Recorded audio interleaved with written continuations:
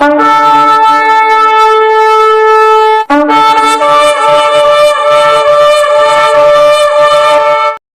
ದಿವಸ? ಜನನ ದಿನದ ಸಂಕೇತವಾಗಿ ಕ್ರಿಸ್ಮಸ್ ಹಬ್ಬವನ್ನು ನಾವು ಇವತ್ತು ಆಚರಿಸ್ತಿದ್ದೀವಿ. ಡಿಸೆಂಬರ್ 25 ಅಂತ ಹೇಳ್ತಾರೆ, ಆದರೆ ಡಿಸೆಂಬರ್ 25 ಕರೆಕ್ಟ್ ಆದ ಒಂದು ದಿನ ಅಲ್ಲ. ಆದರೂ ಕೂಡ ಯೇಸು ಕ್ರಿಸ್ತನ ಹೆಸರಿನಲ್ಲಿ ಸಾಂಕೇತಿಕವಾಗಿ ನಾವು ಮಾಡ್ತಾ ಇದ್ದೀವಿ. ಆದರೆ ಯೇಸು ಸ್ವಾಮಿ ಹುಟ್ಟಿ ಬಂದ ಜಾಗಕ್ಕೆ ಈಗಲೂ ಕೂಡ ಪುರಾವೆ ಇದೆ. ಇದ್ರ ಬಗ್ಗೆ ನಾನು ನಿಮ್ಗೆ ವಚನ ಕೊಡ್ತೀನಿ. ನಾವೆಲ್ಲ ಸೇರಿ ಕಣ್ಣುಗಳನ್ನ ಮುಚ್ಚಿ ನಾವು ಪ್ರಾರ್ಥನೆ ಮಾಡೋಣ. ದೇವರು ತಾನೇ ತನ್ನ ನಾಮವನ್ನು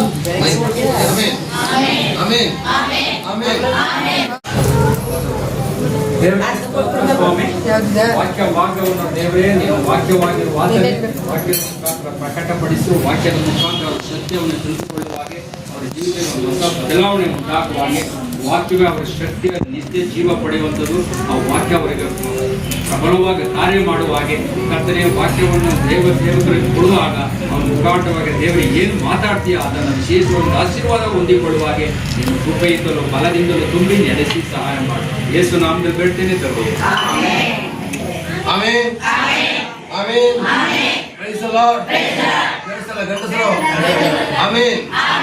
ದೇವರು ತಾನೇ ತನ್ನ ನಾಮವನ್ನು ಮಹಿಪಡಿಸಿಕೊಳ್ಳಲಿ. ಪ್ರಿಯರೇ, ಇವತ್ತು ಕ್ರಿಸ್ಮಸ್ ಹಬ್ಬದ ಒಂದು ವಾರ್ತೆಯಾಗಿ ನಾವೆಲ್ಲರೂ ಕೂಡ ಸೇರಿ ಬಂದಿದ್ದೀವಿ. ಈ ಒಂದು ಹಬ್ಬದ ದಿನ ಅಲ್ಲದೇ ವರ್ಷದ ಕೊನೆಯ ತಿಂಗಳಲ್ಲಿ ನಾವಿದ್ದೀವಿ. ವರ್ಷದ ಕೊನೆಯ ತಿಂಗಳನ್ನ ನಾವು ಕಳಿಸಿಕೊಟ್ಟು 2026ಕ್ಕೆ ನಾವು ಸ್ವಾಗತ ಮಾಡುವಾಗ ಯೇಸು ಸ್ವಾಮಿಯ ನಾಮದ ಮಹಿಮೆಯಲ್ಲಿ ನಾವು ಸ್ವಾಗತ ಮಾಡೋಣ. ದೇವರು ಈ ವರ್ಷ ನಿಮ್ಮ ಮನೆಯಲ್ಲಿರತಕ್ಕಂಥ ಎಲ್ಲ ಬಂಧನಗಳನ್ನ ತೆಗೆದುಹಾಕಿ 2026ಕ್ಕೆ ಬರುವಾಗ ನಿಮಗೆ ಶುಭ ವರ್ಷವಾಗಿ ಮಾರ್ಪಡಲಿ ಎಂದು ಮಾರ್ಪಡಲಿ. ಆಮೇನ್ ಆಮೇನ್. ಹಾಗಾಗಿ ಕ್ರಿಸ್ತನ ಸಂದೇಶದ ಬಗ್ಗೆ ನಾವು ನೋಡುವ. ಕ್ರಿಸ್ಮಸ್ ಅಂತ ಹೇಳಿದ್ರೆ ಕ್ರಿಸ್ ಅಂದರೆ ಕ್ರಿಸ್ತ, ಮಾಸ್ ಅಂತಂದ್ರೆ ಗುಂಪು. ಆಯ್ತಾ?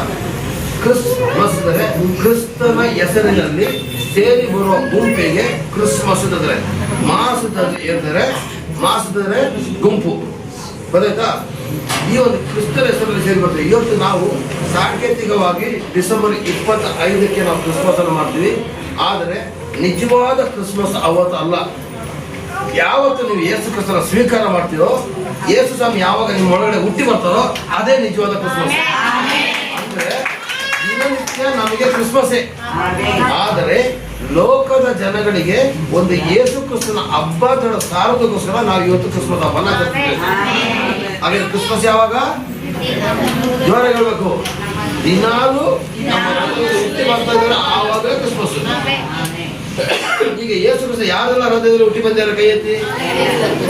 ಗ್ಯಾರಂಟಿನ ಸೌಂಡ್ ಬರಬೇಕು, ಹೇಳ್ಬೇಕು. ನಮ್ಮ ಹೃದಯದಲ್ಲಿ ಯೇಸು ಸ್ವಾಮಿ ಬಂದದ್ದು ಯಾರು? ನಮ್ಮ ಹೃದಯದಲ್ಲಿ ಹಾಗಾದ್ರೆ ನಾವು ಪ್ರಿಯರೇ, ಯೇಸು ಕ್ರಿಸ್ತ ಬಂದಿರೋದು ನಮ್ಮ ಹೃದಯದಲ್ಲಿ ವಾಸಿಸಲಿಕ್ಕೆ. ಯಾವಾಗ ನಮ್ಮ ಹೃದಯಕ್ಕೆ ಬಂದ್ರೋ ಆವಾಗಲೇ ಕ್ರಿಸ್ಮಸ್ ಸ್ಟಾರ್ಟ್ ಆಯ್ತು. ಕ್ರಿಸ್ಮಸ್ ಅಂದರೆ ಇವತ್ತು ಕ್ರಿಸ್ಮಸ್ ಯೇಸು ಕ್ರಿಸ್ತನ ಬಗ್ಗೆ ಎಲ್ಲಾ ಜನಗಳು ಅಲ್ಲಗಳ್ತಾರೆ. ಒಂದು ವಿಷಯ ನೋಡಿ, ಅವರು ಅವ್ರ ಆ ದೇವರು ಅವರು ಈ ದೇವ್ರ ಅಲ್ಲ ಕರೀತಾರೆ. ಆದ್ರೆ ಒಂದು ವಿಷಯನ ಚೆನ್ನಾಗಿ ತಿಳ್ಕೊಳ್ಳಿ, ಅವರು ಸರ್ವ ಜನಾಂಗಕ್ಕೂ ದೇವರಾಗಿದ್ದಾರೆ. ಯಾರಾಗಿದ್ದಾರೆ? ಸರ್ವ ಜನಾಂಗಕ್ಕೂ ದೇವರಾಗಿದ್ದಾರೆ. ಈಗ ಅಲ್ಲಲ್ಲಿಯ ಸ್ವಲ್ಪ ಚೆನ್ನಾಗಿ ಅರ್ಥ ಮಾಡ್ಕೊಳ್ಳಿ. ಅಲ್ಲಲ್ಲಿಯ ಇವತ್ತು ಕ್ರಿಸ್ತನ ಬಗ್ಗೆ ನಾವು ಸುಮಾರು ಜನ ಅಲ್ಲ ಕರೀತಿದ್ದಾರೆ. ಆದರೆ ನಿಜವಾಗಿ ಸ್ಕೂಲಿಗೆ ಹೋಗುವಂಥ ಮಕ್ಕಳಿಗೆ ಗೊತ್ತಿದೆ, ಇವತ್ತು ಪ್ರತಿದಿನ ಪ್ರಾರಂಭವಾಗದೆ ಯೇಸು ಕ್ರಿಸ್ತನ ಹೆಸರಿನಲ್ಲಿ. ಪೂರ್ವ ಕ್ರಿಸ್ತ ಸಂಘ ಸ್ಟಾರ್ಟ್ ಆಗಿದೆ ಯೇಸು ಸ್ವಾಮಿಯಿಂದ. ಇದು ಒಂದನ್ನು ಅರ್ಥ ಮಾಡಿಕೊಳ್ಳಿ. ಜನಗಳು 1000 ಮಾತಾಡಲಿ, ಇಡೀ ಪ್ರಪಂಚದ ಜನ ಸ್ವೀಕಾರ ಮಾಡಿ ಕ್ರಿಸ್ತನ ಹೆಸರಿನಲ್ಲಿ ವರ್ಷಗಳು, ದಿನಗಳು, ಕಾಲಗಳು, ಸಮಯಗಳು ಪ್ರಾರಂಭವಾಗದೆ ಯೇಸು ಕ್ರಿಸ್ತನ ಹೆಸರಿನಲ್ಲಿ. ಯಾಕೆಂದ್ರೆ ಕ್ರಿಸ್ತ ಪೂರ್ವ, ಕ್ರಿಸ್ತ ಸಕಾರ್ಥ ಮಾಡೋದು ಆಗಿದ್ರೆ ಬೇರೆ ಸಖಗಳು ಮಾಡ್ಬೋದಿತ್ತಲ್ಲ. ಯಾಕೆ ಕ್ರಿಸ್ತನ ಹೆಸರು ಮಾಡೋದು? ಕ್ರಿಸ್ತನೊಬ್ಬನೇ ಇಡೀ ಲೋಕಕ್ಕೆ ರಕ್ಷಕ, ಒಡೆಯಗಳು. ಆಗಿನ ಕಾಲದ ತಾತಂದ್ರು ಕಂಡಿಡಿದು ಕೊಟ್ಟರು. ಅರ್ಥ ಆಗ್ತಿದೆಯಾ? ಅರ್ಥ ಆಗ್ತಿದೆಯಲ್ಲ? ಕ್ರಿಸ್ತ ಸಖ, ಕ್ರಿಸ್ತ ಪೂರ್ವ ಬಂದಿರೋದು ಯಾಕೆ? ಇವತ್ತು ನೀವು 1 ಗಂಟೆ ಕಳಿಬೇಕಾದ್ರು ಕ್ರಿಸ್ತನ ಹೆಸರಲ್ಲಿ ಕಳಿಬೇಕು. ಇವತ್ತು ಎಷ್ಟನೇ ವರ್ಷದ ಕ್ರಿಸ್ತ ಸಖ 2026 ಹೇಳಲೇಬೇಕು ನೀವು ನೆಕ್ಸ್ಟ್ ಇಯರ್ಗೆ. ನಿಜಲ್ವಾ? ಇನ್ನು ಯಾವುದಿಲ್ಲ. ಹಾಗಾದ್ರೆ ಕ್ರಿಸ್ತ ಸಖ, ಕ್ರಿಸ್ತ ಪೂರ್ವ ಬಂದಿದೆ ಯೇಸು ಸ್ವಾಮಿಯಿಂದ. ಆಮೇನ್. ಸೌಂಡ್ ಬರಲಿ. Hallelujah, hallelujah. ಹಾಗಾದ್ರೆ ಪ್ರಿಯರೇ, ಇಲ್ಲಿ ನಾವು ತಿಳ್ಕೊಬೇಕಾಗಿರ್ತಕ್ಕಂಥ ಅಂಶ, ಯೇಸು ಕ್ರಿಸ್ತ ಹುಟ್ಟಿ ಬಂದಿದ್ದಕ್ಕೆ ಇವತ್ತು ಕೂಡ ಪುರಾವೆಗಳು ಇದೆ, ಇವತ್ತು ಕೂಡ ಸಾಕ್ಷಿ ಇದೆ. ಇವತ್ತು ಯೇಸು ಕ್ರಿಸ್ತನ ಸಿಲುಬೆಯನ್ನು ಹಾಕಿರ್ತಕ್ಕಂಥ ಮರ ಇದೆ, ಅವ್ರನ್ನ ಊತ ಹಾಕಿರ್ತಕ್ಕಂಥ ಗೋರಿ ಇದೆ. ಆ ಜಾಗದಲ್ಲಿ ಆಲಯ ಕಟ್ಟಿದ್ದಾರೆ. ಅವರು ಓಡಾಡಿರ್ತಕ್ಕಂಥ ಹೊಳೆಗಳು ಇದೆ, ನದಿಗಳು ಇದೆ, ಕೆಂಪು ಸಮುದ್ರ ಆ ಜಾಗ ಬೈಬಲ್ ಅಲ್ಲಿ ಮತ್ತು ಅದು ಇದೆ, ಯೋರ್ದಾನ್ ಹೊಳೆ ಇದೆ. ಹಲ್ಲೆಲೂಯಾ. ಯೇಸು ಸ್ವಾಮಿ ಸಮುದ್ರದ ಮೇಲೆ ನಡೆದು ಹೋದಂತ ಜಾಗ ಈಗಲೂ ಇದೆ, ಇವತ್ತು ಇದೆ. ಹಾಗಾದ್ರೆ ಪ್ರಿಯರೇ, ಇದನ್ನ ಸೈಂಟಿಫಿಕ್ ಆಗಿ ಅಂದ್ರೆ ವೈಜ್ಞಾನಿಕವಾಗಿ ತಿಳಿದುಕೊಳ್ಳೋದ್ರೆ ಯೇಸು ಕ್ರಿಸ್ತ ಜನಿಸಿ ಬಂದಿದ್ದಕ್ಕೆ ಮತ್ತು ಸತ್ತಿದ್ದಕ್ಕೆ, ಸತ್ತು ಅವರು 3 ದಿವಸ ರಕ್ಷಕನು ಒಡೆಯನಾಗಿ ಎದ್ದು ಬಂದಿದ್ದಕ್ಕೂ ಕೂಡ ಆಧಾರ ಇದೆ, ಇದೆ, ಇದೆ. Praise lord, praise lord. ಹಾಗಾದ್ರೆ ಯೇಸು ಕ್ರಿಸ್ತನು ಯಾಕೆ ಬಂದ? ಯೇಸು ಕ್ರಿಸ್ತನಿಗೆ ವಿರುದ್ಧವಾಗಿ ಸೈತಾನ ಯಾಕೆ ಬರ್ತಾನೆ ಅಂತ ಹೇಳೋದ್ರ ಬಗ್ಗೆ ನಾವು ನೋಡೋಣ. Hallelujah, hallelujah, hallelujah. ಹಾಗಾದ್ರೆ ಯೇಸು ಕ್ರಿಸ್ತ ಯಾಕೆ ಬಂದ ಅಂತ ಹೇಳೋದು ನಾವು ನೋಡೋದೇ ಅದರ ಪ್ರಿಯರೇ. ಇಲ್ಲಿ ನೋಡಿ, ಯೆಶಾಯ 59:1.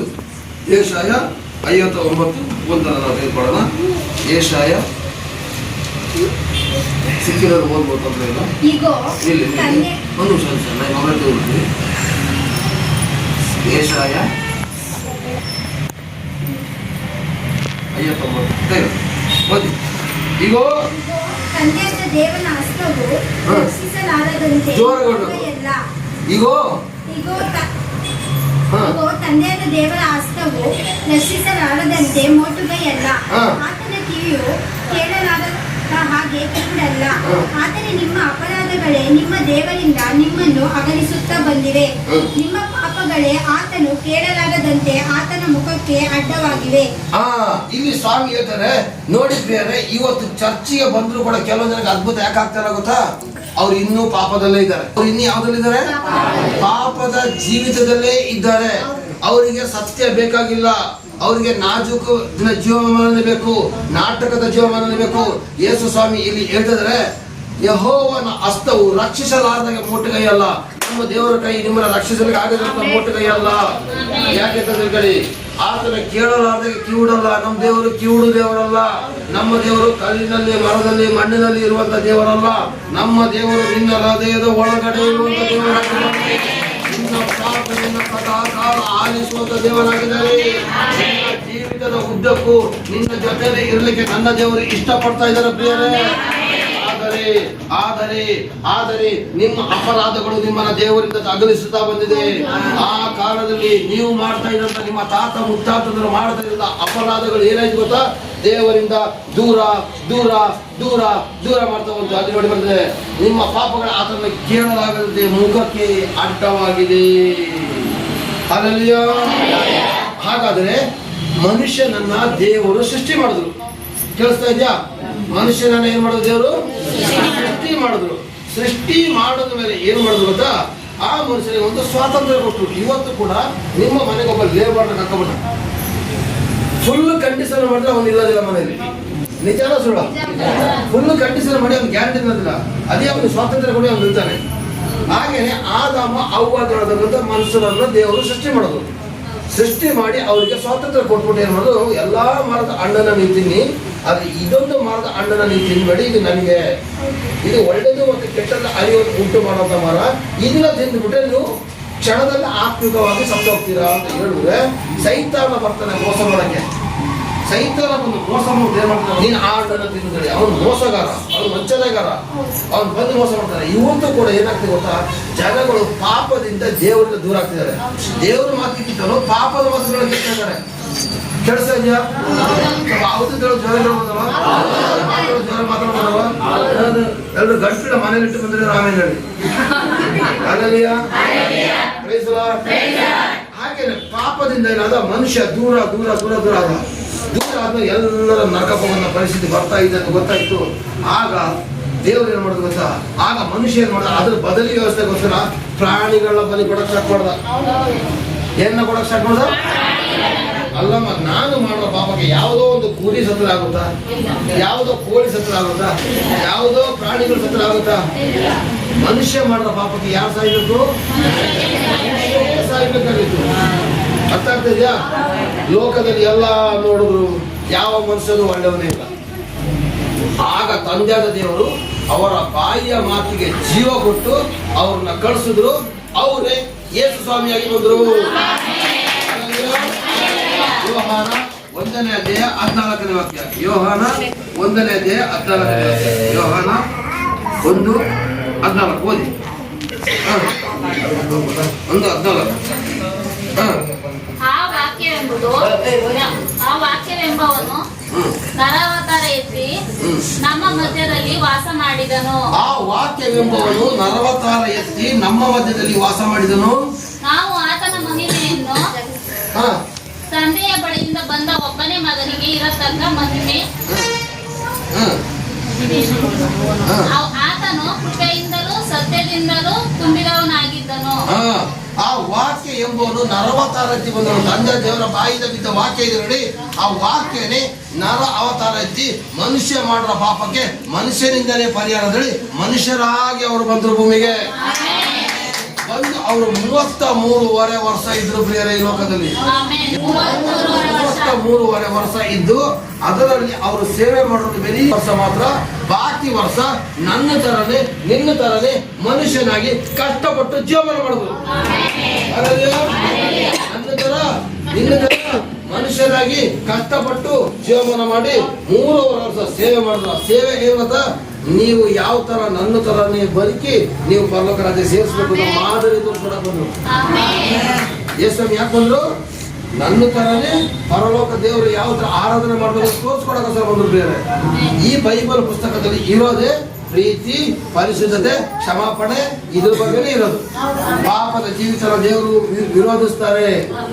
ಪಾಪ ಮಾಡೋರಿಗೆ ನಮ್ಮ ದೇವರು ಅದ್ಭುತ ಮಾಡೋದಿಲ್ಲ. ಪಾಪ ಮಾಡೋರಿಗೆ ದೇವರು ಅದ್ಭುತ ಮಾಡಕ್ ಆಗೋದಿಲ್ಲ. ಪರಿಶುದ್ಧರಾಗಿದ್ರೆ ಮಾತ್ರ ದೇವರು ಅದ್ಭುತ ಮಾಡ್ತಾರೆ.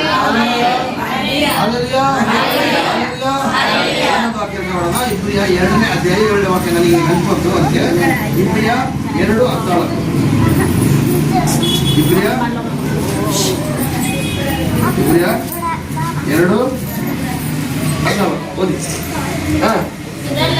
ಇದಲ್ಲದೆ ಮಕ್ಕಳು ರಕ್ತ ಮಾಂಸಧಾರಿಗಳಾಗಿರುವುದರಿಂದ ಆತನು ಅವರಂತೆಯೇ ಆದನು. ತನ್ನ ಮರಣದಿಂದಲೇ ಮರಣಾಧಿಕಾರಿಯನ್ನು ಅಂದರೆ ಸೈತಾನನನ್ನು ಅಡಗಿಸಿ ಬಿಡುವುದಕ್ಕೂ ಮರಣ ಭಯದ ದೆಸೆಯಿಂದ ತಮ್ಮ ಜೀವಮಾನದಲ್ಲೆಲ್ಲ ದಾಸತ್ವದೊಳಗಿದ್ದವರನ್ನು ಬಿಡಿಸುವುದಕ್ಕೂ ಅವರಂತೆ ರಕ್ತ ಮಾಂಸಧಾರಿಯಾದನು. ಅರ್ಥ ಆಯ್ತಾ? ಮಕ್ಕಳು ರಕ್ತ ಮಾಂಸಧಾರಿಗಳಾಗಿರ್ತಾರೆ. ನಾವು ಯಾರಾಗಿದ್ದೀವಿ? ರಕ್ತ ಮತ್ತು ಮಾಂಸಧಾರಿಗಳಾಗಿದ್ದೀವಿ. ಯಾರಾಗಿದ್ದೀವಿ?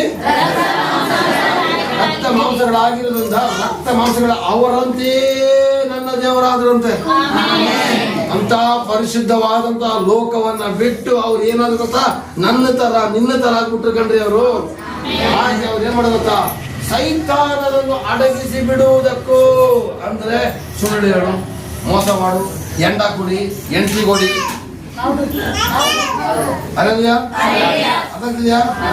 ಸುಳ್ಳು ಹೇಳು, ಮೋಸ ಮಾಡು, ಎಂಟ್ರಿ ಕೊಡಿ, ಎಂಡ ಕುಡಿ, ಗಬ್ಬು ಗಬ್ಬು ಬಾರ್ ಹೋಗೋದು ಹೇಳ್ತಾರೆ ನೋಡಿ ಸೈತಾನ. ಅವನನ್ನ ಅಡಗಿಸಲಿಕ್ಕೆ ಯೇಸು ಸ್ವಾಮಿ ಬಂದಿರೋದು.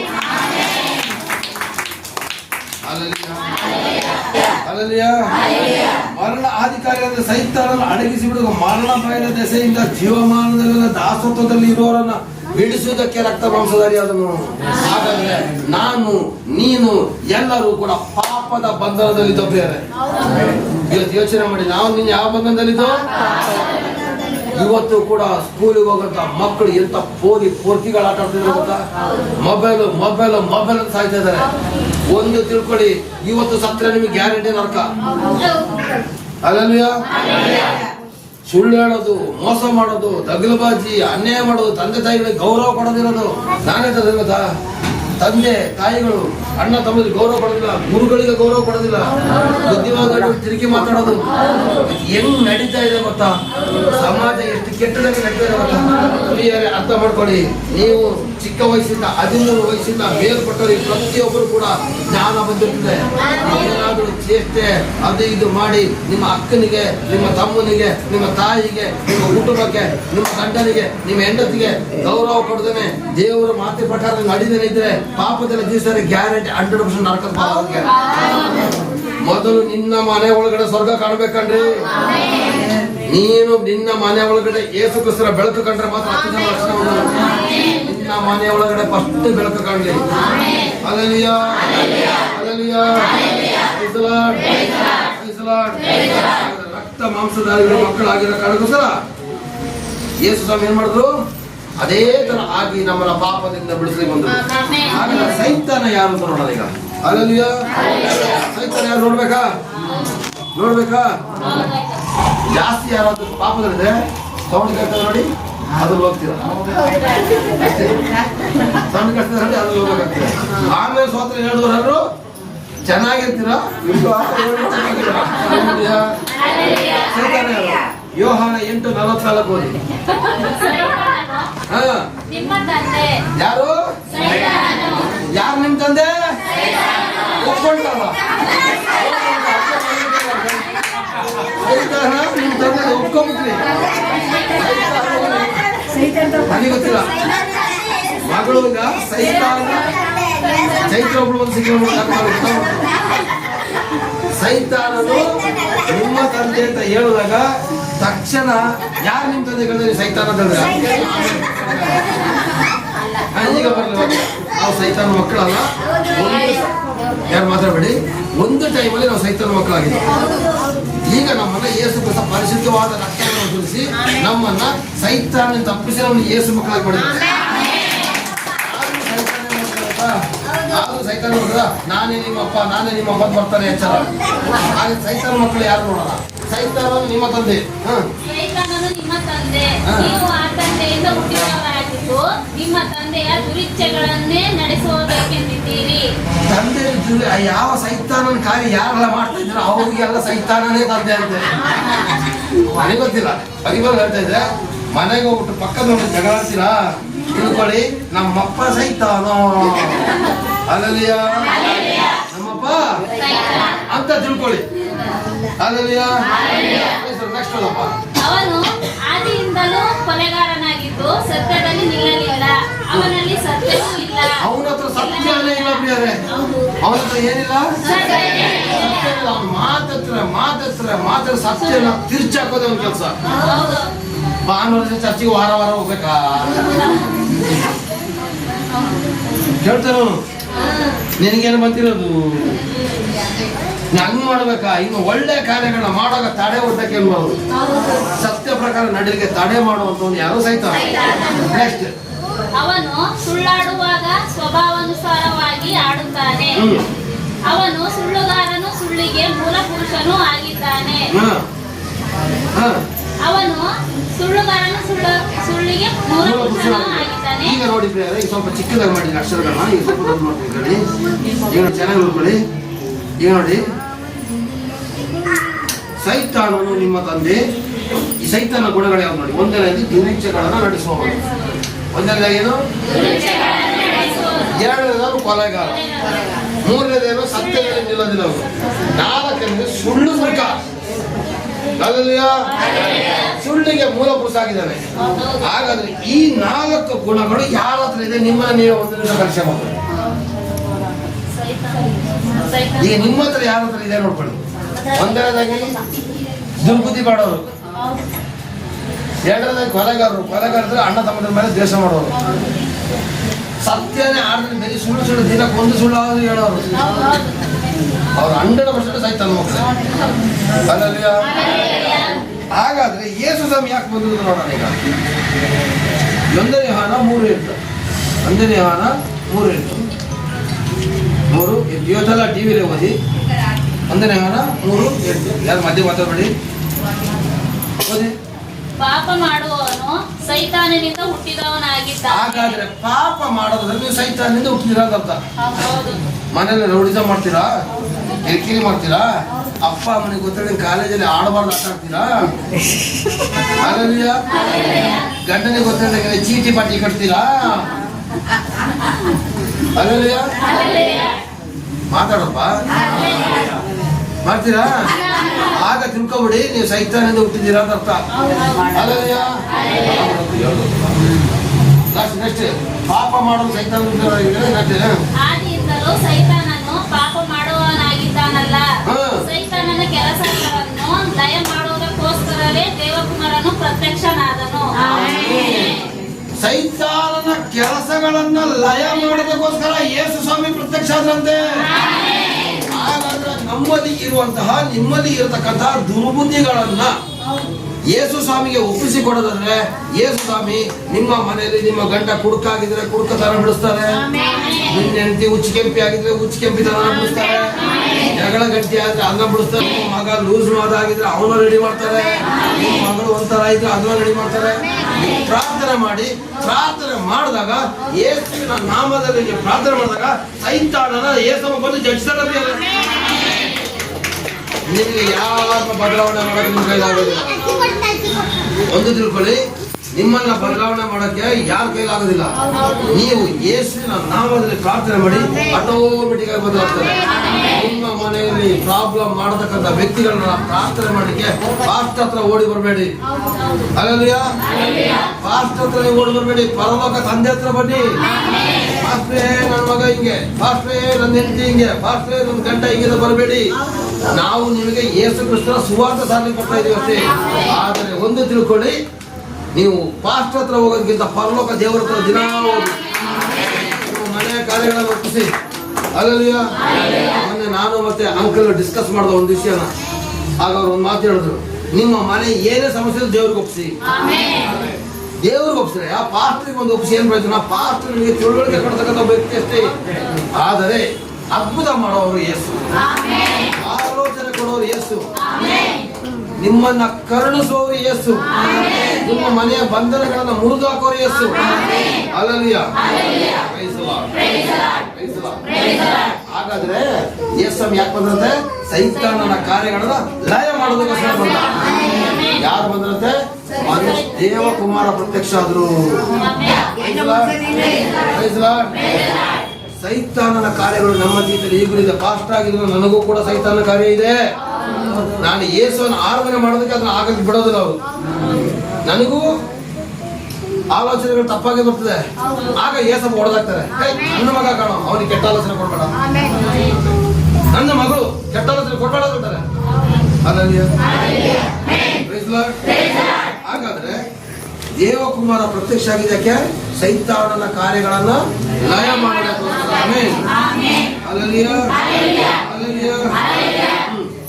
ಈಗ 1ನೇ ಯೋಹಾನ 3:4 ವಾಕ್ಯ. ಪಾಪ ಮಾಡುವ ಪ್ರತಿಯೊಬ್ಬನು ಅಧರ್ಮವನ್ನು ಮಾಡುವವನಾಗಿದ್ದಾನೆ. ಪಾಪವು ಅಧರ್ಮವೇ. ಪಾಪಗಳನ್ನು ಹೋಗಲಾಡಿಸುವುದಕ್ಕಾಗಿ ಕ್ರಿಸ್ತನು ಪ್ರತ್ಯಕ್ಷನಾದನೆಂಬುದು ನಿಮಗೆ ಗೊತ್ತಾಗಿವೆ. ಪಾಪವನ್ನ ಹೋಗಲಾಡಿಸೋದಕ್ಕೋಸ್ಕರ ಕ್ರಿಸ್ತನು ಪ್ರತ್ಯಕ್ಷನಾಗಿದ್ದಾನೆ ನಿಮಗೆ ಗೊತ್ತಿದೆ. ಗೊತ್ತಿದ್ದೀವಲ್ಲ, ಯಾಕಪ್ಪ ಇನ್ನು ಪಾಪದಲ್ಲಿ ಬೀಳ್ತಾ ಇದ್ದೀರಾ?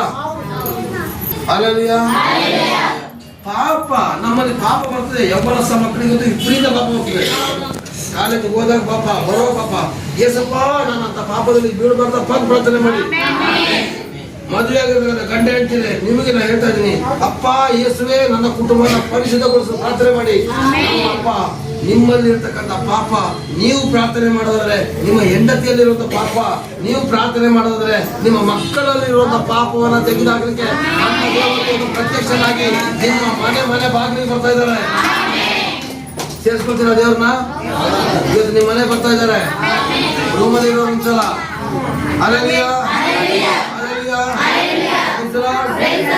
ದೇವರ ನಾಮಕ್ಕೆ ಸ್ತೋತ್ರವಾಗಲಿ ಪ್ರಿಯರೇ. ಹಲ್ಲೆಲೂಯಾ. ಒಂದು ವಿಷಯನ ಚೆನ್ನಾಗಿ ನೆನಪಿಟ್ಟುಕೊಳ್ಳಿ ಪ್ರಿಯರೇ, ಪಾಪದಲ್ಲಿ ಇದ್ದಾಗ ಯಾವುದೇ ಕಾರಣಕ್ಕೂ ಅದ್ಭುತ ಆಗೋದಿಲ್ಲ. ನಾವು ಏನೇ ವಾಕ್ಯ ಕೊಟ್ಟರು ಕೂಡ ನೀವು ಪಾಪದಲ್ಲಿ ಇನ್ನೂ ಜೀವಿಸಲಿಕ್ಕೆ ಆಸೆ ಪಡೋದಾದ್ರೆ ಅದಕ್ಕೆ ನನ್ನ ದೇವರು ಜವಾಬ್ದಾರ ಅಲ್ಲ, ನಿಮಗೆ ಇರುವಂತ ಸಭೆನೂ ಜವಾಬ್ದಾರ ಅಲ್ಲ.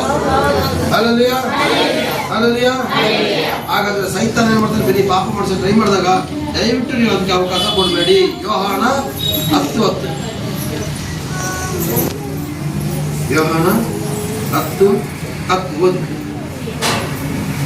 ಕಳ್ಳನು ಕದ್ದುಕೊಳ್ಳುವುದಕ್ಕೂ ಕುಯ್ಯುವುದಕ್ಕೂ ಹಾಳು ಮಾಡುವುದಕ್ಕೂ ಬರುತ್ತಾನೆ, ಹೊರತು ಮತ್ತಾವುದಕ್ಕೂ ಬರುವುದಿಲ್ಲ. ನಾನಾದರೂ ಅವುಗಳಿಗೆ ಜೀವವು ಇರಬೇಕಂತಲೂ ಅದು ಸಮೃದ್ಧಿಯಾಗಿ ಇರಬೇಕಂತಲೂ ಬಂದೆನು. ಕಳ್ಳ ಯಾರು? ಸೈತಾನ. ಮುಂದಕ್ಕೆ ಬನ್ನಿ, ಎಲ್ಲ ಮುಂದಕ್ಕೆ ಬನ್ನಿ. ಸೊ ಆ ರೂಮ್ಗೆ ಹೋಗ್ಬಿಡಪ್ಪ, ರೂಮ್ಗೆ ಹೋಗ್ಬಿಡ. ಎಲ್ಲಿಗಮ್ಮ? ಎಲ್ಲಿಗೆ? ಇದ್ರ ಒಂದು ನಿಮಿಷ ಮಧ್ಯೆ ಮಾತಾಡಬೇಡಿ. ಈಗ ನಾನು ಒಳಗಡೆ ಬನ್ನಿ, ಮುಂದಕ್ಕೆ ಬನ್ನಿ ಕೇಳ್ತೀನಿ. ದಯವಿಟ್ಟು ಒಂದು ಹೇಳ ಆಲಯ ದೊಡ್ಡದಾಗಬೇಕು, ಪ್ರಾರ್ಥನೆ ಮಾಡಿ. ದಯವಿಟ್ಟು ಪ್ರಾರ್ಥನೆ ಮಾಡಿ. ಯಾಕಂದ್ರೆ ನಮ್ಗೆ ಜಾಗ ಸಾಧ್ಯ ಇಲ್ಲ, ಇಕ್ಕಟ್ಟಾಗ್ತಾ ಇದೆ. ಪ್ರಾರ್ಥನೆ ಮಾಡಿ, ಪ್ರಾರ್ಥನೆ ಮಾಡಿ, ಪ್ರಾರ್ಥನೆ ಹುಣಸೂರಲ್ಲೂ ಕೂಡ ಕ್ರಿಸ್ಮಸ್ ಮಾಡಿ ಬಂದಿದ್ದೀವಿ. ಅವರೆಲ್ಲ ಬಂದ್ಬಿಟ್ರೆ ಇಲ್ಲಿ ಜಾಗನೇ ಸಾಲೋದಿಲ್ಲ. ಈಗ ತುರಿ ಕೊಡೋದ್ರ ಕೂತ್ಕೊಂಡು ಇನ್ನೂ ಜಾಗ ಸಾಲೋದಿಲ್ಲ. ದಯವಿಟ್ಟು ಆಲಯಕ್ಕೋಸ್ಕರ ಪ್ರಾರ್ಥನೆ ಮಾಡಿ. ಕಳ್ಳನು ಕಳ್ಳುವುದಕ್ಕೂ ಕೊಯ್ಯುವುದಕ್ಕೂ ಹಾಳು ಮಾಡುವುದಕ್ಕೂ ಬರುತ್ತಾನೆ, ಹೊರತು ಮತ್ತಾವುದಕ್ಕೂ ಬರುವುದಿಲ್ಲ. ನಾನಾದರೂ ಅವುಗಳಿಗೆ ಜೀವವು ಇರಬೇಕೆಂತಲೂ ಅದು ಸಮೃದ್ಧಿಯಾಗಿ ಇರಬೇಕೆಂತಲೂ ಬಂದೆನು. ಕಳ್ಳನು ಕದ್ದುಕೊಳ್ಳುವುದಕ್ಕೂ ಕುಯ್ಯುವುದಕ್ಕೂ ಹಾಳು ಮಾಡುವುದು. ಸೈತಾನ ಯಾವಾಗಲೂ ಬರೋದು ಏನು ಗೊತ್ತಾ ಮನೆಯೇ? ನಿಮ್ಮ ಮನೆಯನ್ನು ಹಾಳು ಮಾಡೋದು ಬರ್ತಾನೆ. ನಿಮ್ಮ ಮನೆಯ ಹಾಳು ಮಾಡ್ತಾನೆ. ಅವನು ಕದ್ದುಕೊಳ್ತಾನೆ ಅಂತ ಬರ್ತೀಯಲ್ಲ, ಏನನ್ನ ಕದ್ಕೊಳ್ತಾನೆ? ಆಗಿದೆ ಓಕೆಪ್ಪ, ಏನನ್ನ ಅವನು ಹಲೋ ಈ ಕಡೆ ತಿರುಗಿ ಮೇಲೆ ಹಲೋ ಈ ಕಡೆ ತಿರುಗಿ ಮೇಲೆ. ಕಳ್ಳರು ಕದ್ದುಕೊಳ್ಳುವುದಕ್ಕೂ ಕುಯ್ಯುವುದಕ್ಕೂ ಹಾಳು ಮಾಡೋದಕ್ಕೆ ಬರ್ತಾನೆ. ಕಳ್ಳ ಏನ ಕದ್ಕೊಳ್ತಾನೆ? ನಿಮ್ಮ ಮನೆ ನೆಮ್ಮದಿ ಕಲಿತಾನೆ, ದೇವರ ಜೊತೆ ಸಂಬಂಧನ ಕಲಿತಾನೆ. ದೇವರ ಜೊತೆ ಸಂಬಂಧ ಮಾಡ್ತಾನೆ. ನೀನು ದೇವರ ಜೊತೆ ಇದ್ದು ಬಿಟ್ರೆ ಸ್ವರ್ಗಕ್ಕೆ ಹೋಗ್ತೀಯ ಅಂತ ನೀನು ತಡೆ ಮಾಡ್ತಾ ಇರ್ತಾನೆ. ನಿನ್ನ ಮಕ್ಕಳ ಒಂದು ಭವಿಷ್ಯನ ಕಲಿತಾನೆ, ನಿಮ್ಮ ಮಕ್ಕಳ ವಿದ್ಯೆ ಕಲಿತಾನೆ, ನಿಮ್ಮ ಮಕ್ಕಳ ಬುದ್ಧಿ ಜ್ಞಾನ ಹಣ ಕಾಸು ಎಲ್ಲ ಕದ್ದು ನಿಮ್ಮನ್ನ ಸಾಲಗಾರರನ್ನ ಮಾಡಿ ಕೊನೆಗೆ ನೇಣಾಕೊಂಡು ಸಾಯಷ್ಟು ಮಟ್ಟಿಗೆ ಮಾಡಾಕ್ತಾನೆ. ಆದರೆ ಸ್ವಾಮಿ ಹೇಳ್ತಾರೆ, ಅವನು ಕತ್ಕೊಳ್ತಾನೆ, ನಿಮ್ಮ ಕುಟುಂಬ ಜೀವಿತದ ನೆಮ್ಮದಿನೇ ಕತ್ಕೊಳ್ತಾನೆ. ಅಲ್ಲಿಂದ ಅವನ ಹಾಳು ಮಾಡಕ್ ಬರ್ತಾನೆ. ಆದ್ರೆ ಸ್ವಾಮಿ ಹೇಳ್ತಾರೆ, ನಾನಾದರೂ ಅವುಗಳಿಗೆ ಜೋರಾಗಿ ಗುರುತಿದೆ, ಅವುಗಳಿಗೆ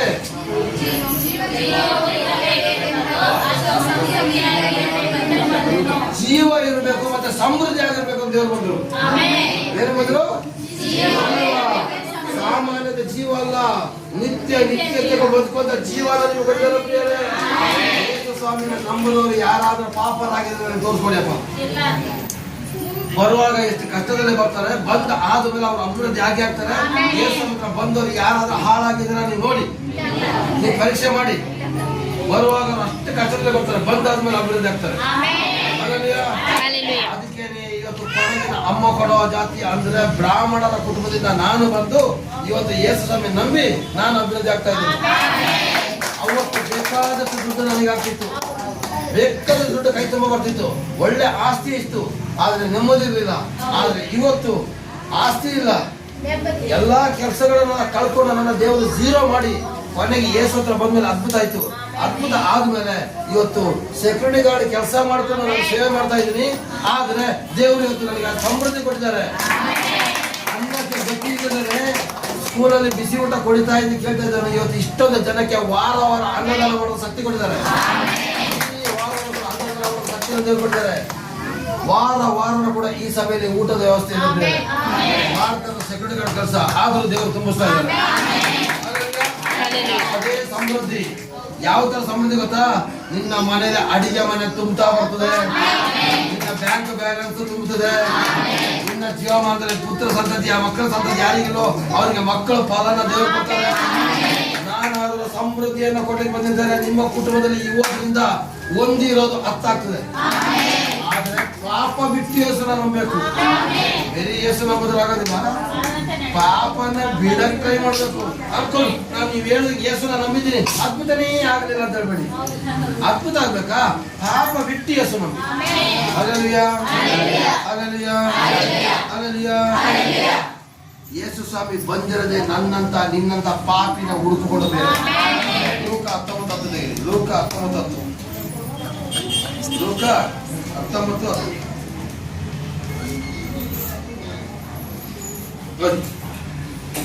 ಲೋಕ 19 ಮನುಷ್ಯ ಕುಮಾರನು ಕೆಟ್ಟು ಹೋಗಿರುವುದನ್ನು ಹುಡುಕಿ ರಕ್ಷಿಸುವುದಕ್ಕೆ ಬಂದನು ಎಂದು ಹೇಳಿದನು. ಮನುಷ್ಯ ಕುಮಾರ ಯಾಕೆ ಬಂದಂತೆ? ಸೈತಾನನಿಂದ ಕೆಟ್ಟೋಗಿರೋ ನನ್ನ ನಿನ್ನ ಹುಡ್ಕೊಂಡು ಬಂದಿರ್ತಾರೆ. ಅವರು ಉತ್ತಮವಾದ ಜಾತಿಯವ್ರು ಹುಡ್ಕೊಂಡು ಹೋಗ್ಲಿಲ್ಲ, ಉತ್ತಮವಾದ ಜನಾಂಗದವ್ರು ಹುಡ್ಕೊಂಡು ಹೋಗ್ಲಿಲ್ಲ. ಅರ್ಥ ಮಾಡ್ಕೊಳ್ಳಿ. ಮೆಟ್ಲಲ್ಲಿ ಕೂತಿರೋ ಕೇಳಿಸ್ತಾ ಇದೆಯಾ ಅಮ್ಮ? ಅಲ್ಲಿ ಕೇಳಿಸ್ತಾ ಇದೆಯಾ? ರೂಮಲ್ಲಿ ಕೇಳಿಸ್ತಾ ಇದೆಯಾ? ಕೇಳಿಸ್ತಾ ಇದ್ದಾನೆ. ಬೇಜಾರು ಮಾಡ್ಕೊಬೇಡಿ. ಬರೋ ವರ್ಷಕ್ಕೆ ದೊಡ್ಡ ಹಾಲನ್ನೇ ಮಾಡೋಣ.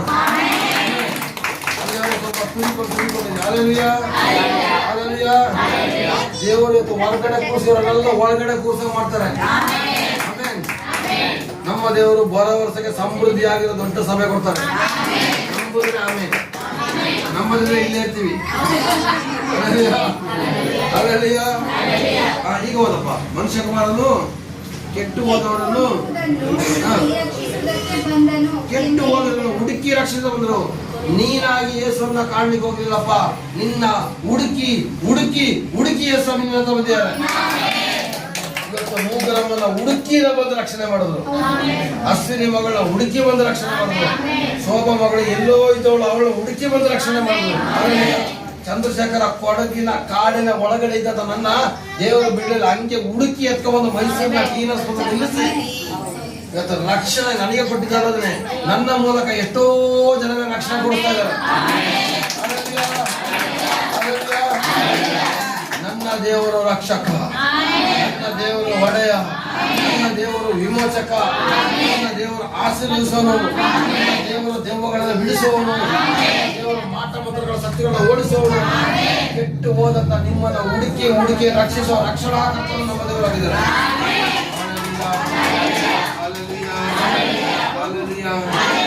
ಹಾಗಾದ್ರೆ ಪ್ರಿಯರೇ, ಕೊನೆಯದಾಗ ಒಂದು ಮಾತಾಡಿದ್ರಿ.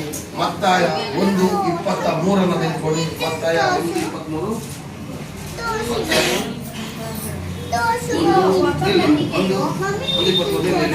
ಈಗ ಓದಿ. ಯೇಸು ಕೊನೆಯದಾಗಿ ಮತ್ತಾಯ 1:23. ಈಗ ಒಬ್ಬ ಕನ್ನಿಕೆಯು ಗರ್ಭಿಣಿಯಾಗಿ ಮಗನನ್ನು ಪಡೆಯುವಳು, ಆತನಿಗೆ ಇಮ್ಮಾನುವೇಲ್ ಎಂದು ಹೆಸರಿಡುವರು ಎಂಬುದು. ದೇವರು ನಮ್ಮ ಕೂಡ ಇದ್ದಾನೆಂದು ಈ ಹೆಸರಿನ ಅರ್ಥ. ಯಾರು ನಮ್ಮ ಜೊತೆ? ಯಾರು?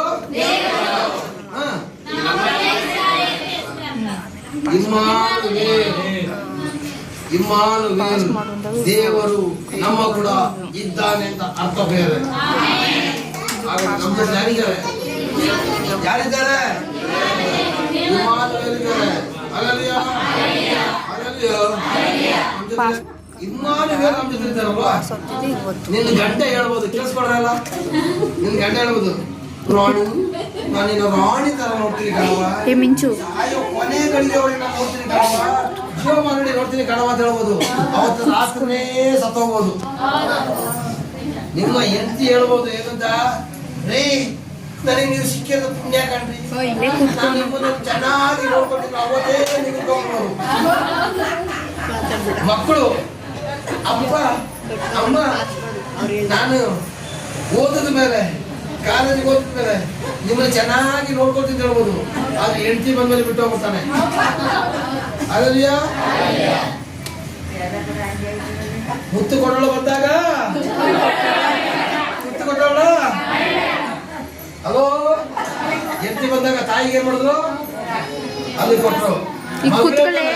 ಅಮ್ಮ ನೀನೇನ್ ಬೇಜಾರು ಮಾಡ್ಬಿಡಕಮ್ಮ, ನಾನು ಮದುವೆ ಕಡೆ ರೋಣಿ ತರ ಹೋಗ್ಬಿಟ್ಟಿದ್ದೀನಿ. ಕೊನೆಗೆ ಅವಳೆ ಅವ್ರು ರಾಣಿ ಆಗ್ಬಿಟ್ಟ.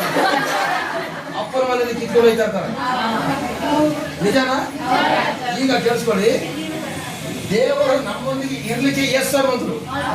ಇವತ್ತು ನಿನ್ನ ಗಂಡ ಹೇಳ್ಬೋದು ನಿನಗೆ, ನಾನು ನಿನ್ನ ಜೊತೆ ಇರ್ತಿದ್ದವನು ಅವಳ ಕೈ ಬಿಟ್ಟು ಹೋಗ್ಬೋದು. ನಿನ್ನ ಹೆಂಡತಿ ಮನೆಗಳಿಗೆ ಇರ್ತಿದ್ದವನು ಅವಳು ಕೈ ಬಿಟ್ಟು ಹೋಗ್ಬೋದು. ನಿನ್ನ ಮಕ್ಕಳು ನಿನ್ನ ಚೆನ್ನಾಗಿ ನೋಡ್ತಿದ್ದವಳು ಕೈ ಬಿಟ್ಟು ಹೋಗ್ಬೋದು. ಆದ್ರೆ ಒಂದು ತಿಳ್ಕೊಳ್ಳಿ ಪ್ರಿಯರೇ, ಒಂದು ತಿಳ್ಕೊಳ್ಳಿ ಪ್ರಿಯರೇ, ನೀನು ಕೈ ಹಿಡಿದ ದೇವರಿದ್ದಾನಲ್ಲ, ಅವನು ನಿನ್ನ ಯಾವತ್ತೂ ಬಿಡೋದಿಲ್ಲ.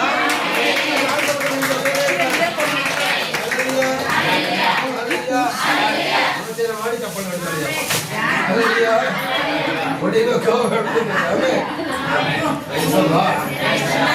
ನಿತ್ಯ ನಿತ್ಯಕ್ಕೂ ನನ್ನ ದೇವರು ನಿನ್ನ ಜೊತೆಯಲ್ಲಿ ಇರ್ತಾರೆ.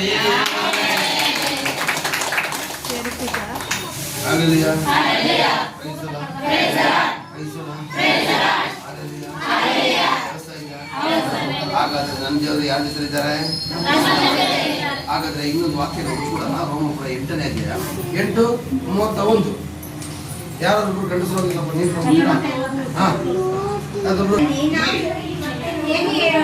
ಈ ವಿಷಯ ಯಾರು ಮಾತಾಡ್ಬೇಡಿ. ಅದ್ಭುತ ಆಗ್ಬೇಕಾ ಬೇಡ? ಹಂಗಿದ್ರೆ ಮಗು ಮತ್ತೆ ಕಿಸ್ಕೊಳ್ಳಿ. ಈಗ ಏಸಪ್ಪನಿಗೆ ಕಿಸ್ಕೊಳ್ಳಿ. ಎಲ್ಲರೂ ಏಸಪ್ಪನಿಗೆ ಕಿಸ್ಕೊಳ್ಳಿ ನೋಡೋಣ. ಕೊಡ್ರು ಆಮೇಲೆ ಅಂಕಲ್ ನೀವು ಪಟ್ಟಿನ ಎಲ್ಲ ಇರ್ತಿದ್ದಾರೆ. ಬಯಸುವ ಈಗ ನೋಡಿ. ಹಾಗಾದರೆ ಈ ವಿಷಯಗಳಲ್ಲಿ ಏನ್ ಹೇಳೋಣ? ನಾವು ಕೆಲವೊಂದು ವಿಷಯಗಳಲ್ಲಿ ಸೋತೋಗ್ತಿದ್ದೀವ ಇಲ್ವಾ? ಈ ವಿಷಯದಲ್ಲಿ ಏನ್ ಹೇಳೋಣ? ದೇವರು ನಮ್ಮ ಕಡೆ ಇದ್ದಾರೆ, ನಮ್ಮನ್ನು ಎದುರಿಸುವವರು ಯಾರು? ದೇವರು ನಮ್ಮ ಕಡೆ ಇದ್ರೆ, ದೇವರು ನಮ್ಮ ಕಡೆ ಇದ್ರೆ, ದೇವರು ನಿನ್ನ ಹತ್ರ ಇದ್ರೆ, ನಿನ್ನ ಹತ್ರ ಯಾವ ದೇವನ ಬರೋದಿಲ್ಲ, ಯಾವ ಮಾತನ್ನು ಬರೋದಿಲ್ಲ, ಯಾವ ಪೀಡನ ಬರೋದಿಲ್ಲ. ಯಾವಾಗ ನೀನು ಮಾಡಿದ್ರೆ ಮಾಡ್ಬಿಟ್ಟು ಪುನಃ ರೋಗ ಬರ್ತದೆ, ದೇವರು ನನ್ನ ಬಿಟ್ಟಿದ್ರೆ ನಾನು ಏನೋ ತಪ್ಪಲ್ಲಿದ್ದೀನಿ ತಗೊಳ್ಳಿ. ನನ್ನ ದೇವರು ನಿನ್ನ ಜೊತೆಲಿ ಇದ್ದಾರೆ ಕಣಪ್ಪ, ನಿನ್ನ ಕಡೆ ಇದ್ದಾನೆ. ಸೈತಾನ ನಿನ್ನ ಹಾಳು ಮಾಡಕ್ಕೆ ಬಂದ್ರು ನೀನು ಯೇಸು ನಾಮ ಹೇಳಿದ್ರೆ ಹಾಳಾಗೋದಿಲ್ಲ. ಹೇಳಿಲ್ವಾ? ನಾನು ಏನು ಮಾಡ್ಬೇಕಾಗ್ತದೆ? Hallelujah, hallelujah. ಯೇಸು ನಾಮ ಅತಿಶಯ ನಾಮ, ಪಾಪಿಗೆ ಇಂಪಾದ ನಾಮ. ಹಲ್ಲೆಲೂಯಾ. ಯೇಸು ನಾಮ ಅತಿಶಯ ನಾಮ, ಪಾಪಿಗೆ ಇಂಪಾದ ನಾಮ.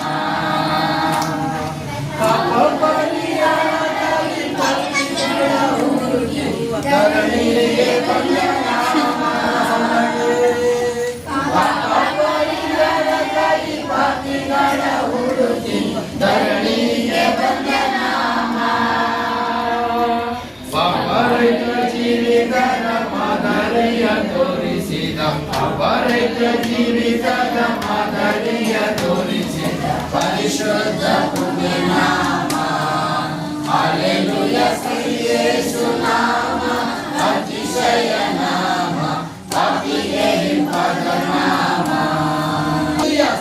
ಯೇಸು ನಾಮ ಅತಿಶಯ ನಾಮ, ಪಾಪಿಗೆ ಇಂಪಾದ ನಾಮ. ಎಲ್ಲ ನಾಮದಲ್ಲಿಯೂ ಮೇಲಾದ ನಾಮ ಯೇಸುವಿನ ನಿತ್ಯ ನಾಮ. ಹಲ್ಲೆಲೂಯಾ. ಎಲ್ಲ ನಾಮದಲ್ಲಿಯೂ ಮೇಲಾದ ನಾಮ ಯೇಸುವಿನ ನಿತ್ಯ ನಾಮ. ಸರ್ವಜನರೆಲ್ಲ ಅಡ್ಡಬಿದ್ದು ಸ್ತೋತ್ರ ಮಾಡಿ, ಸರ್ವಜನರೆಲ್ಲ ಅಡ್ಡಬಿದ್ದು ಸ್ತೋತ್ರ ಮಾಡಿ ಹರ್ಷದಿಂದ ಹಾಡುವ ನಾಮ. ಹಲ್ಲೆಲೂಯಾ. ಯೇಸು ನಾಮ ಅತಿಶಯ ನಾಮ, ಪಾಪಿಗೆ ಇಂಪಾದ ನಾಮ. ಶ್ರೀ ಯೇಸು ನಾಮ ಅತಿಶಯ ನಾಮ, ಪಾಪಿಗೆ ಇಂಪಾದ ನಾಮ. ಪಾಪ ಮಾಡೋದಲ್ಲ, ಪಾಪ ಮಾಡಿ ಸಿಕ್ಕಾಕೊಂಡು ಹೊರಗಡೆ ಬರ್ತೀನಿ ಅಂಥವ್ರಿಗೆ ಇಂಪಾದ ನಾಮ. ಹಲ್ಲೆಲೂಯಾ. ಎಲ್ಲ ನಾಮಕ್ಕಿಂತಲೂ ಮೇಲಾದ ನಾಮ ಯಾವುದು? ರೋಗಕ್ಕಿಂತಲೂ ದೊಡ್ಡ ನಾಮ ಯೇಸು ನಾಮ. ಬಂಧನಕ್ಕಿಂತಲೂ ದೊಡ್ಡ ನಾಮ ಯೇಸು ನಾಮ. ಗಂಡನ ಕುಡುಕತನಕ್ಕಿಂತಲೂ ದೊಡ್ಡ ನಾಮ ಯೇಸು ನಾಮ. ಮನೆಗೆ ಮಾಡಿದ್ರ ಮಾಟ ಮಾತ್ರ ದೊಡ್ಡ ನಾಮ ಯೇಸು ನಾಮ. ಎಲ್ಲ ನಾಮಕ್ಕಿಂತ ಮೇಲಾದ ನಾಮವಾಗಿದೆ ಯೇಸು ಕ್ರಿಸ್ತನನ್ನು ಇವತ್ತು ಸ್ವೀಕಾರ ಮಾಡೋದಾದ್ರೆ ನಿಮ್ಮ ಮನೆಯಲ್ಲಿ ಇವತ್ತಿಂದಲೇ ಆಗ್ತದೆ. ನಂಬ್ತೀರಾ? ಹಾಗಿದ್ರೆ ನಾವು ಪ್ರಾರ್ಥನೆ ಮಾಡೋಣ. ಮಹಾಪರಿಶುದ್ಧನಾದ ದೇವರೇ, ಪ್ರಭು ಯೇಸುವಿನ ಅಭಿಷೇಕವಾದ ನಾಮದಲ್ಲಿ ಪವಿತ್ರಾತ್ಮ ಸಾಗಿದ್ದು ಸಾಕು ಅಪ್ಪ. ಈ ದಿನ ಈ ರೀತಿಯಾಗಿ ಯೇಸು ಕ್ರಿಸ್ತ ಯಾಕೆ ಬಂದ್ರು, ಸೈತಾನ ಯಾಕೆ ಬಂದ, ಅವನ ಕಾರ್ಯಗಳನ್ನು, ಯೇಸು ಸ್ವಾಮಿಯ ಕಾರ್ಯಗಳನ್ನು ತಿಳಿಸಿದ ಒಂದು ಪ್ರಕಟಗೊಳಿಸಬೇಕಪ್ಪ. ಇದೆಲ್ಲದರ ಮೂಲಕ ನಿನ್ನ ನಾಮ ಮಹಿಮೆ ಪ್ರಭು ಯೇಸುವಿನ ನಾಮದಲ್ಲಿ ತಂದೆಯಾದ ದೇವರೇ, amen. Praise lord. Hallelujah. Hallelujah. ನಾಮವನ್ನು ಪ್ರಾರ್ಥನೆ ಮಾಡುವಾಗ ದೇವರ ನಾಮ ಮಹಿಮೆ. ಆಮೆನ್.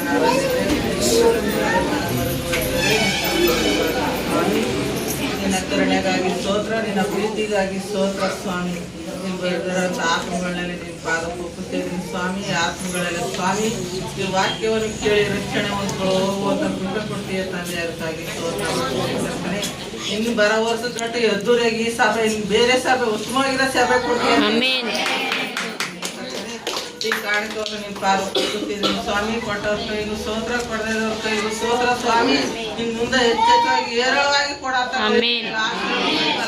ಸ್ವಾಮಿ. ನೀವು ಕೊಟ್ಟಿರೋ ವಾಕ್ಯವನ್ನು ಸ್ವಾಮಿ ತಿಳ್ಕೊಳ್ಳುವಂತ ಕೃಪೆ ಕೊಡ್ತೀಯ ಸ್ತೋತ್ರ. ಪಾಸ್ಟರ್ನು ಕೂಡ ಆಶೀರ್ವದಿಸು, ಪಾಸ್ಟರ್ನನ್ನು ಕೂಡ ನೀ ಆಶೀರ್ವದಿಸಿ ಬಲಪಡಿಸ್ತಾನೆ. ಇವಾಗಿರೋ ಅಡುಗವನ್ನು ನೀವು ಕೊಟ್ಟಿಯೇ ತಂದೆ. ಅದಕ್ಕಾಗಿ ನೀವು ಬಲಪಡಿಸ್ತೀಯಪ್ಪ. ಅದಕ್ಕಾಗಿ ಸ್ತೋತ್ರ ಸ್ವಾಮಿ. ನಿನ್ನ ಕರುಣೆ, ನಿನ್ನ ಪ್ರಸನ್ನತೆ, ನಿನ್ನ ಅಗ್ನಿ ಅಭಿಷೇಕ ಸ್ವಾಮಿ ಸಭೆ ಇಳಿದು ಬಂದಿತ್ತು ಸ್ವಾಮಿ. ಎಲ್ಲರ ಸಭೆ ನಾನು ಇಳಿದು ಬಂದಿದ್ದೇವೆ. ಈ ವಾಕ್ಯವನ್ನು ಕೇಳಿದಕ್ಕಾಗಿ ಸ್ತೋತ್ರ ಸ್ವಾಮಿ. ಯೇಸುವಿನ ಕೃಪೆಗಳ ನಾಮದಿಂದ ಪ್ರಾರ್ಥಿಸಿ ಬೇಡುವೆ ಜೀವನ ತಂದೆ. ಆಮೆನ್. ನಾವು ನಮ್ಮ ಚರ್ಚಿನಿಂದ 2 ರೀತಿಯಾದ ಕ್ಯಾಲೆಂಡರ್ನ ಬಿಡುಗಡೆ ಮಾಡಿದ್ದೀವಿ. 2 ರೀತಿಯಾಗಿದೆ ಕ್ಯಾಲೆಂಡರ್. ಇದು ಏನಕ್ಕೆ ಅಂತಂದ್ರೆ, ಈ ಒಂದು ಕ್ಯಾಲೆಂಡರ್ ದೇವರ ಮಕ್ಕಳಾಗಿರ್ತಕ್ಕಂಥ ನಮಗೆಲ್ಲರಿಗೂ ಕೂಡ ಇದೆ.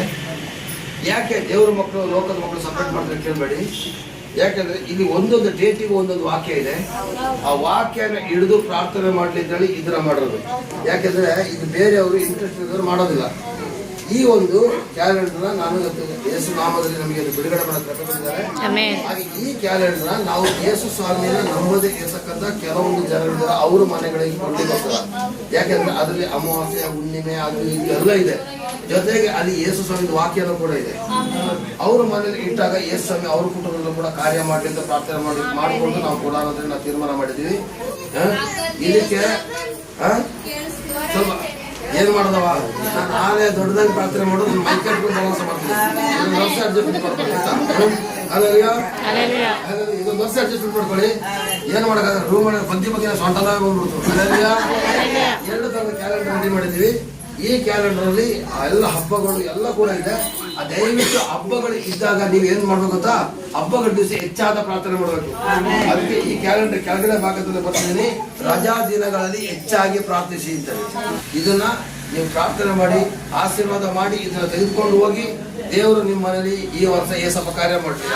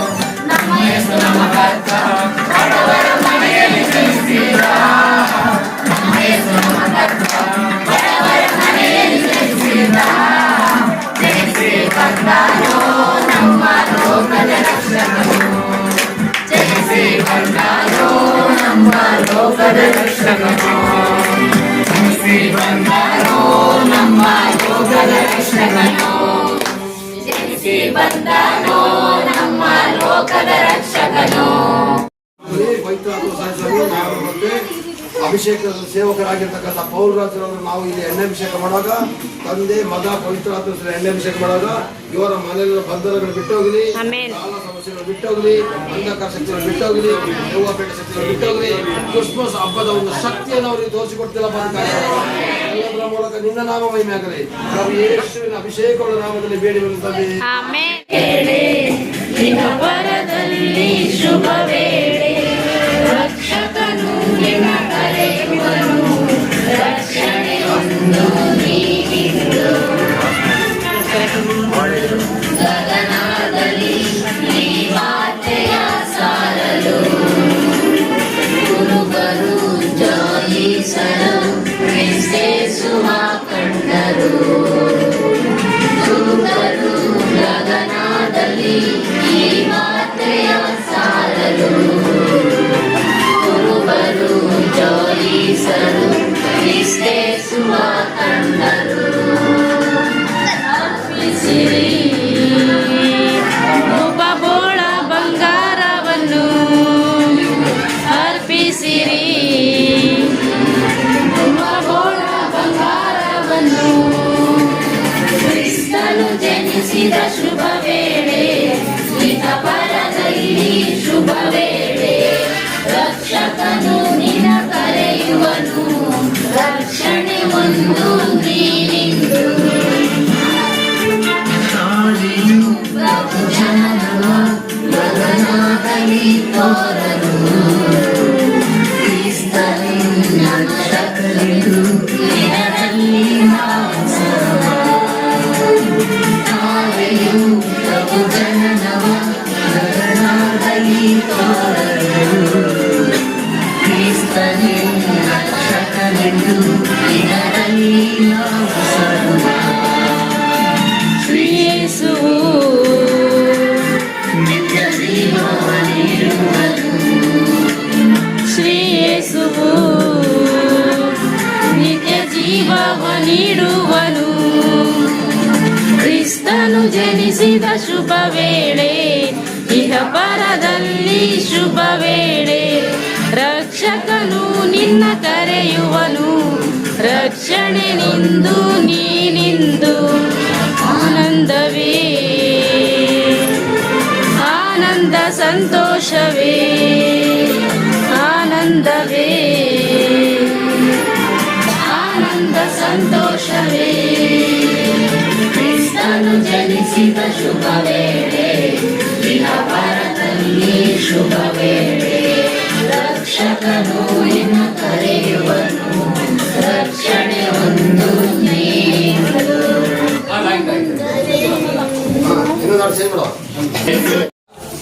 ನಮ್ಮ ಆಂಟಿ ವಾಕ್ಯದ ಆರಾಧನೆ, ಪ್ರಾರ್ಥನೆ, ವಾಕ್ಯದ ಭಾಗ, ಕಾಣಿಕೆ ಭಾಗ, ಊಟದ ಭಾಗ ಅನ್ನ ಚೆನ್ನಾಗಿ ನಡೆಸಿಕೊಟ್ಟಿದ್ದಕ್ಕಾಗಿ ಸ್ತೋತ್ರ ಮಾಡಿ ಚಿಕ್ಕದಾದ ಸ್ತೋತ್ರವನ್ನು ಹೇಳ್ತಾ ಚಿಕ್ಕ ಪ್ರಾರ್ಥನೆ ಮಾಡೋದು ದೇವರ ತಾನೇ ತನ್ನ ನಾಮವನ್ನು ಮಹಿಮೆ ಕೊಡ್ತದೆ. ಆಮೆನ್. ಸ್ತೋತ್ರ ಸ್ತೋತ್ರ ತಂದೆ ಸ್ತೋತ್ರ ಕರ್ತನೆ ಪರಲೋಕದಲ್ಲಿರುವ ತಂದೆ ನಿನ್ನ ನಾಮಕ್ಕೆ ಸ್ತೋತ್ರವಾಗಲಿ. ಬೆಳಗಿಂದ ಇಷ್ಟೊಳಗೆ ನಮ್ಮನ್ನು ನಡೆಸಿದೆಯಾ ಪದಕ್ಕಾಗಿ ಸ್ತೋತ್ರ. ಆರಾಧನೆ ಭಾಗವನ್ನು ನಡೆಸಿಕೊಟ್ಟಿದ್ದಕ್ಕಾಗಿ ಸ್ತೋತ್ರ. ವಾಕ್ಯ ಭಾಗವನ್ನು ನಡೆಸಿಕೊಟ್ಟಿದ್ದಕ್ಕಾಗಿ ಸ್ತೋತ್ರ. ಕಾಣಿಕೆ ಭಾಗವನ್ನು ನಡೆಸಿಕೊಟ್ಟಿದ್ದಕ್ಕಾಗಿ ಸ್ತೋತ್ರ. ಅಭಿಷೇಕವನ್ನು ನಿನ್ನ ನಾಮದಲ್ಲಿ ಈಗಾಗಲೇ ನಡೆಸಿಕೊಟ್ಟಿದ್ದಕ್ಕಾಗಿ ಸ್ತೋತ್ರ. ಅಡಿಗೆಯವರನ್ನು ಆಶೀರ್ವದಿಸಪ್ಪ, ಅಡಿಗೆ ಮಾಡಿದವರ ಕೈಗಳನ್ನು ಆಶೀರ್ವದಿಸಪ್ಪ. ಈಗಾಗಲೇ ಊಟದ ಭಾಗವನ್ನು ನೀನು ಕೈಗೊಪ್ಪಿಸ್ತೀನಪ್ಪ. ನೀನು ಕಾರ್ಯ ಮಾಡಬೇಕಾಗಿ ಸ್ತೋತ್ರ. ಒಂದೊಂದು ಮಕ್ಕಳು ನಿನ್ನ ಮುಟ್ಟಪ್ಪ. ಉತ್ತರ ದಕ್ಷಿಣ ಪೂರ್ವ ಪಶ್ಚಿಮ ಎಲ್ಲ ಕಡೆ ನಿನ್ನ ಪರಿಶುದ್ಧ ರಕ್ತವನ್ನು ಹಾಕ್ತೀನಪ್ಪ. ನೀನು ಮಾಡಿದಂಥ ಕಾರ್ಯಕ್ಕೋಸ್ಕರ ಸ್ತೋತ್ರಪ್ಪ. ಅಪ್ಪ, ಈ ಮಕ್ಕಳು ಎಲ್ಲೆಲ್ಲಿಂದ ಬಂದಿದ್ದಾರೋ ಮಕ್ಕಳನ್ನೆಲ್ಲ ಹೋಗುವಾಗ ಜಯದಿಂದ ಕರ್ಕೊಂಡು ಹೋಗ್ತೀಯಪ್ಪ. ಅಪ್ಪ, ಅವರ ಮಕ್ಕಳ ಕೆಲಸ ಕಾರ್ಯಗಳನ್ನು ಜಯದಿಂದ ನಡೆಸಲ್ಪಡಕ್ಕಾಗಿ ಸ್ತೋತ್ರ. ಆ ಮಕ್ಕಳ ಕೋರಿಕೆ ಏನಿದೆಯೋ ನಮಗೆ ಗೊತ್ತಿಲ್ಲಪ್ಪ, ಆದರೆ ನಿನಗೆ ಗೊತ್ತಪ್ಪ. ಈಗಾಗಲೇ ಒಂದೊಂದು ಮಕ್ಕಳನ್ನು ಮುಟ್ಟಿದಕ್ಕಾಗಿ ಸ್ತೋತ್ರ. ನಿನ್ನ ಗಾಯವಾದ ಹಸ್ತದಿಂದ ಮುಟ್ಟಿ ಆಶೀರ್ವದಿಸಪ್ಪ. ಆಮೆನ್. ನಿನ್ನ ನಾಮ ಒಂದೇ ಮಹಿಮೆ. ಅವರ ಮಕ್ಕಳನ್ನು ನಿನ್ನ ಕೈಗೊತ್ತಿಸಿ ಆ ಮಗನ ಕುಟುಂಬವನ್ನು ಆಶೀರ್ವದಿಸ. ಈಗಾಗಲೇ ಆ ಕುಟುಂಬದಲ್ಲಿ ಎಲ್ಲ ಸಮಸ್ಯೆಯನ್ನು ತೆಗೆದಾಕಿ ಈಗಾಗಲೇ ಸಾಕ್ಷಿಯಾಗಿ ಇಟ್ಟಿದ್ದಕ್ಕಾಗಿ ನಿನ್ನ ನಾಮ ಒಂದೇ ಮಹಿಮೆ. ಯೇಸುವಿನ ನಾಮದಿಂದಲೂ ಪವಿತ್ರಾತ್ಮನ ಸಹಾಯದಿಂದಲೂ ತಂದೆಯಾದ ದೇವರ ಆಶೀರ್ವಾದದಿಂದಲೂ ಬೇಡಿ ಬಂದೇ ಒಳ್ಳೆ ತಂದೆ. ಆಮೆನ್. Praise lord. ದೇವರು ಆಶೀರ್ವಾದ ಮಾಡಲಿ. ಕ್ರಿಸ್ಮಸ್ ವರ್ಷನ 2025 ಮುಗಿಸಿದ್ವಿ. ಮುಂದಿನ ವರ್ಷದಲ್ಲಿ ದೊಡ್ಡ ಆನೆ ಆಗಿದ್ದಾರೆ. ಆಮೆನ್. ದೇವರು ನಿಮ್ಮನ್ನು ಆಶೀರ್ವಾದನೆ ಕೃಪೆ ನಡೆಸಲಿ. ಕೊನೆ ಪ್ರಾರ್ಥನೆ ಮಾಡ್ತೀವಿ.